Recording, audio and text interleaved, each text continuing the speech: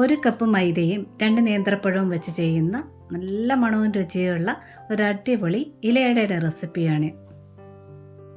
ഇതിലെ അരിപ്പൊടിയോ മൈദയോ ഒന്നും ചേർക്കുന്നില്ല, റവ മാത്രം വെച്ച് ചെയ്തെടുക്കുന്നതാണ്. കുട്ടികൾക്കും വലിയവർക്കും ഒരുപോലെ ഇഷ്ടപ്പെടുന്ന രീതിയിൽ ഈ ഇലയുടെ എങ്ങനെ തയ്യാറാക്കുന്നത് നോക്കാം. അതുപോലെ തന്നെ ഇന്ന് ഉണ്ടാക്കിയിട്ട് നാളെ കഴിക്കാമെങ്കിൽ ഇന്ന് കഴിച്ചാലും ടേസ്റ്റ് ഡബിളായിരിക്കും നാളത്തേന് കഴിക്കാനുവേ. ഇനി ഇത് തയ്യാറാക്കാം. 1 കപ്പ് റവ എടുത്തിട്ടുണ്ട്. വറുത്തതോ വറുക്കാത്തതോ എടുക്കാം. ഈ 1 കപ്പ് എന്ന് പറയുന്നത് 250 ml അളവ് കപ്പുണ്ടല്ലോ, അതിന് 1 കപ്പാണ്. ഇതിനെ ഒരു മിക്സിയുടെ ജാറിനകത്തിട്ട് 15 അല്ലെങ്കിൽ 20 സെക്കൻഡ് നേരത്തേന് ഒരു ഫുൾ സ്പീഡിൽ ഇട്ടുകൊണ്ടൊന്ന് പൊടിച്ചെടുക്കണം. അതായത് ഇത്രേ പൊടിയത്തുള്ളൂ, അരിപ്പൊടി പോലെ ഒന്നും പൊടിഞ്ഞു കിട്ടത്തില്ല. കുറച്ചൊക്കെ തരിയായിട്ടുമുണ്ട്, കുറച്ചൊക്കെ പൊടിഞ്ഞു വന്നിട്ടുമുണ്ട്. ഇതിങ്ങനെ ചെയ്യുവാണെന്നുണ്ടെങ്കിൽ അടയൊട്ടും പൊട്ടിപ്പോകാതെ കിട്ടുകയും ചെയ്യും. അതിനിയൊന്ന് മാറ്റിവെക്കാം. ഇനി മിക്സിയുടെ ചെറിയ ജാറിനകത്തോട്ട് 2 ഏലക്കായ, ചെറിയൊരു കഷ്ണം ചുക്ക്, വറുത്ത് പൊടിച്ച് വെച്ചിരിക്കുന്ന നല്ല ജീരകത്തിൻ്റെ പൊടിയെ, വറുക്കാത്താണെങ്കിൽ ഒരല്പം ജീരകം ചേർക്കുക. കൂടെ 1 സ്പൂൺ ശർക്കരപ്പൊടിയോ ഇല്ലെങ്കിൽ പഞ്ചസാരയോ ചേർത്ത് വെച്ച് പൊടിക്കുക. ഇത് നല്ലവണ്ണം പൊടിഞ്ഞ് കിട്ടാൻ വേണ്ടിയാണ് ശർക്കരയോ പഞ്ചസാരയോ ചേർത്ത് പൊടിക്കുന്നത്. ഇത് നന്നായിട്ട് പൊടിഞ്ഞ് കിട്ടിയിട്ടുണ്ട്. ഇതിന് മാറ്റി വയ്ക്കാം. ഒരു ചൂട് കിട്ടിയുള്ള ഒരു പരന്ന കടായി വയ്ക്കുക. 1/2 സ്പൂണ് നെയ്യ് ഒഴിച്ചിട്ടുണ്ട്. ഇനി കുറച്ച് കാഷ്നട്ട് എടുത്തിട്ടുണ്ട്, കുറച്ച് കറുത്ത മുന്തിരിങ്ങ എടുത്തിട്ടുണ്ട്. കാഷ്നട്ട് കുറച്ച് കൂടുതലായിട്ട് എടുക്കുക. ഒന്ന് ചെറിയ കഷ്ണങ്ങളാക്കി ഒന്ന് കട്ട് ചെയ്ത് വെച്ചിട്ടുണ്ട്. ഇതിനെ ആ നെയ്ക്കകത്തൊന്ന് റോസ്റ്റ് ചെയ്തെടുത്ത് മാറ്റി വയ്ക്കാം. ഇതാ വീണ്ടും അതേ കടായിൽ വീണ്ടും 1/2 സ്പൂണ് നെയ്യൂടെ ഒഴിച്ചിട്ടുണ്ട്. ഇനി ഇതിലോട്ട് 1 സ്പൂൺ ഫുള്ളായിട്ട് കറുത്ത എള്ള് ചേർക്കുക. നെയ്യ് ഒന്ന് ചൂടായിട്ട് വേണം ചേർക്കാനായിട്ട്. ഇനി 1/2 സ്പൂണായിട്ട് വെള്ള എള്ള് ചേർക്കുക. അപ്പോൾ വെള്ള എള്ളില്ലെങ്കിലും കറുത്ത എള്ള് മസ്റ്റായിട്ട് ചേർത്തിരിക്കണം. നല്ല ടേസ്റ്റാണ് കറുത്ത എള്ളിന്. എള്ള് ചെറുതായിട്ടൊന്ന് പൊട്ടി വരാൻ തുടങ്ങിയിട്ടുണ്ട്. എള്ള് കരിഞ്ഞു പോലെ ഇതിലോട്ട് ചേർക്കേണ്ടത് ചെറുതായിട്ട് കട്ട് ചെയ്ത് വെച്ചിരിക്കുന്ന 2 നേന്ത്രപ്പഴമാണ്. എത്രയും ചെറുതായിട്ട് കട്ട് ചെയ്യാമോ അത്രയും ചെറുതായിട്ട് കട്ട് ചെയ്തെടുക്കുക. ആ 2 നേന്ത്രപ്പഴം കട്ട് ചെയ്ത് വന്നപ്പോൾ ഒരു 1.25 കപ്പോളം വന്നിട്ടുണ്ട്. ഇനി ഇത് നെയ്ക്കകത്തിട്ട് നല്ലവണ്ണം ഇളക്കി എടുത്തുകൊണ്ട് വേവിച്ചെടുക്കണം. തീയെ ഒരല്പം കൂട്ടി കൊടുത്തുകൊണ്ട് നല്ലവണ്ണം ഒന്ന് ഉടച്ചുടച്ച് കൊടുത്തുകൊണ്ട് വേണം വേവിച്ചെടുക്കാനായിട്ട്. എല്ലാ ഭാഗവും ഒരുപോലെ വെന്ത് കിട്ടണം. നല്ല പഴുത്ത നേന്ത്രപ്പഴം വേണം എടുക്കാനായിട്ട്. പെട്ടെന്നത് വെന്ത് കിട്ടുകയും ചെയ്യും. പ്രത്യേകിച്ച് നെയ്ക്കകത്തൊക്കെ നല്ലവണ്ണം വെന്ത് കിട്ടുമ്പോൾ നല്ലൊരു ടേസ്റ്റാണ്. അപ്പോൾ ഡയറക്റ്റ് നേന്ത്രപ്പഴം അടയിലിടുന്നതിലും ടേസ്റ്റ് ഇങ്ങനെ ചെയ്യുമ്പോഴാണ്. നന്നായിട്ട് വെന്ത് ഉടഞ്ഞ് വന്നിട്ടുണ്ട്. ഇനി ചേർക്കേണ്ടത് ആ 1 കപ്പിന് തന്നെ 1/4 കപ്പ് ശർക്കരപ്പൊടിയാണ് ചേർക്കുന്നത്. കൂടെ തന്നെ അതേ കപ്പിന് തന്നെ 1 കപ്പ് വെള്ളം, മൊത്തത്തിൽ 1.5 കപ്പ് വെള്ളം വേണം. ഇപ്പം ഞാൻ 1 കപ്പ് വെള്ളം ചേർത്തിട്ടുണ്ട്. കൂടെ ടേസ്റ്റൊക്കെ ബാലൻസ് ആകാൻ വേണ്ടി കുറച്ച് ഉപ്പൂടെ ചേർക്കുക.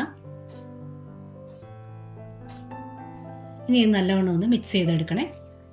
ആദ്യമായിട്ട് ചെയ്യുന്നവരൊക്കെ ആണെന്നുണ്ടെങ്കിൽ കുറേശ്ശെയായിട്ട് വെള്ളം ഒഴിച്ച് ഒന്ന് മിക്സ് ചെയ്തിട്ട് എടുക്കാവുന്നുണ്ടെങ്കിൽ നമുക്ക് പണി എളുപ്പമായിരിക്കുമേ. അപ്പോൾ തീ നന്നായിട്ട് കുറച്ച് വെച്ചിട്ട് വേണം മിക്സ് ചെയ്യാനായിട്ട്. ഇല്ലെങ്കിൽ പെട്ടെന്ന് വെള്ളം അങ്ങ് ബോയിലായി കുറുകിപ്പോകും. നല്ലവണ്ണം മിക്സ് ആയതിനു ശേഷം മാത്രമേ തീ ഒരല്പം കൂട്ടി കൊടുക്കാവൂ. നല്ലവണ്ണം മിക്സ് ആക്കിയിട്ടുണ്ട്.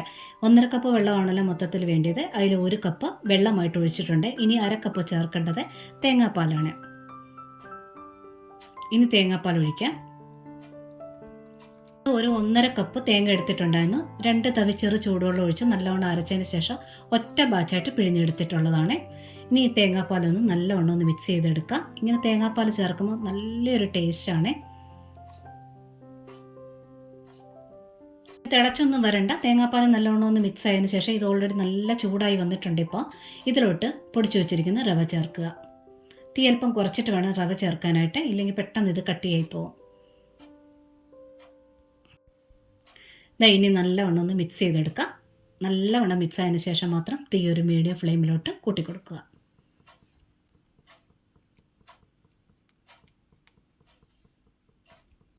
റവ നമ്മൾ പൊടിച്ചാണെങ്കിൽ പോലും ഇതിനകത്ത് ഒരുപാട് തരികളുണ്ട്. ആ റവത്തരികൾ പോലും ഇങ്ങനെ കാണാനായിട്ട് പറ്റും, വെള്ളയായിട്ട്. നമ്മൾ ആവി കയറ്റി എടുക്കുമ്പോൾ അതെല്ലാം അങ്ങ് മാറിക്കോളും. ആവി കയറ്റി എടുക്കുമ്പോഴാണ് നല്ലൊരു ടേസ്റ്റ് ഒന്നുകൂടി വരുന്നത്. റവയൊക്കെ നല്ലവണ്ണം ഒന്ന് മിക്സ് ചെയ്ത് വരുമ്പോഴത്തേന് കുറച്ചൊന്ന് കട്ടിയായി തുടങ്ങും. ഇനി 1/2 സ്പൂൺ നെയ്യ് ചേർക്കുക. കൂടെ തന്നെ വറുത്ത് വെച്ചിരിക്കുന്ന കാഷ്നട്ടും ഉണക്കമുന്തിരിയൂടെ ചേർക്കാം. ഇപ്പോൾ ചേർത്ത നെയ്യുടെ അളവ് വേണമെങ്കിൽ നിങ്ങൾ കുറയ്ക്കാം. ഞാനിത് മൊത്തത്തിൽ ഒരു 2 സ്പൂൺ നെയ്യ് ചേർക്കുന്നുണ്ട്. നെയ്യ് ചേർക്കുമ്പോൾ നല്ല ടേസ്റ്റാണ്, പറയേണ്ട ആവശ്യമില്ലല്ലോ. അപ്പം നെയ്യുടെ അളവ് വേണമെങ്കിൽ നിങ്ങൾക്ക് ഇച്ചിരി കുറയ്ക്കാം. നെയ്യ് ഒരല്പം ചേർത്തിരിക്കണം. ഇനി തീ ഒരു മീഡിയം ഫ്ലെയിമിലോട്ട് വെച്ചുകൊണ്ട് നല്ലവണ്ണം മിക്സ് ചെയ്തെടുക്കണം. കുറേശ്ശായിട്ട് ഇതിൻ്റെ കളറ് കുറച്ച് ഡാർക്കാവും. ഞാൻ ചേർത്ത ശർക്കര അത്രയ്ക്കൊന്നും ഡാർക്കല്ല, നല്ല ഡാർക്ക് ശർക്കരയാണെന്നുണ്ടെങ്കിൽ നല്ല ഡാർക്ക് കളറ് കിട്ടുകയും ചെയ്യും. ഇനി ഇതിൻ്റെ പരുവാവുന്നത് എങ്ങനെയാണെന്ന് വെച്ചാൽ റവ നല്ലവണ്ണം കട്ടിയാവണം, വെന്ത് കട്ടിയായി വരും. അപ്പോൾ ഒന്നൊന്നും ഒട്ടാതെ തന്നെ അത് ഇങ്ങനെ മടങ്ങി മടങ്ങി വരണം. അതുവരെ ഇങ്ങനെ ഇളക്കി കൊടുത്തുകൊണ്ടിരിക്കണം. ഇനി ഇതിൽ ചേർക്കേണ്ടത് പൊടിച്ചു മാറ്റി വെച്ചിരിക്കുന്ന ഏലക്ക മിശ്രിതം ഉണ്ടല്ലോ, അതോടെ ചേർക്കുക. ഇത് കാഷ്നട്ടൊക്കെ ചേർത്ത സമയത്ത് ചേർത്താലും മതി. ഇതോടെ ചേരുമ്പോഴാണ് ഒരു പ്രത്യേക ഒരു മണവും രുചിയും എല്ലാം വരുന്നത്. ഇത് പാകത്തിനൊക്കെ കട്ടിയാകാൻ തുടങ്ങിയിട്ടുണ്ട്. നല്ല കട്ടിയായി വന്നിട്ടുണ്ട്. ഇങ്ങനെ മടങ്ങി മടങ്ങി വരണം. നമ്മൾ ഇളക്കുന്ന ആ തവിയുടെ പാടുണ്ടല്ലോ, അതിങ്ങനെ ഒട്ടാതെ വരുന്നതായിട്ട് കാണാം. ഇതുപോലെ വരണം. ഈ ഒരു പരുവം വരെ ഇങ്ങനെ ഇളക്കിയെടുക്കണം. ഇനി ഇത് അല്പം ഒന്ന് ചൂടാറിയതിന് ശേഷം ഇലയിലോട്ട് പരത്താം. ഇത് ഗ്യാസ് ഓഫ് ചെയ്തിട്ടുണ്ട്. ഇനി ഇലയൊക്കെ ക്ലീൻ ചെയ്തെടുത്തിട്ടുണ്ട്. ഇലയുടെ ഒരു സൈഡിലായിട്ട് ഇതുപോലെ കുറേശ്ശെ എടുത്ത് വെക്കുക. നമുക്ക് എത്രയും കനം കുറച്ച് വേണമോ അത്രയും കനം കുറച്ചെടുക്കാവുന്നതാണ്. പ്രത്യേകിച്ച് അളവൊന്നുമില്ല. ഇതുപോലെ ഒന്ന് മടക്കി എടുത്തിട്ട് വീണ്ടും ഒന്ന് മടക്കി വെച്ചിട്ടുണ്ട്.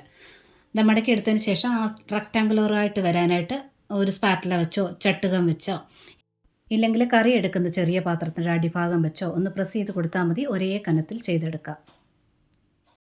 എന്നിട്ട് ഇതുപോലെ ഒന്ന് മടക്കി വെക്കുക. വേണമെന്നുണ്ടെങ്കിൽ സൈഡും മടക്കി വെക്കാം കേട്ടോ. വാട്ടിയ ഇലയാണെന്നുണ്ടെങ്കിൽ സൈഡ് ഈസി ആയിട്ട് മടങ്ങി കിട്ടും. ഇതെല്ലാം ഞാൻ ഇലയിൽ മടക്കി എടുത്തിട്ടുണ്ട്.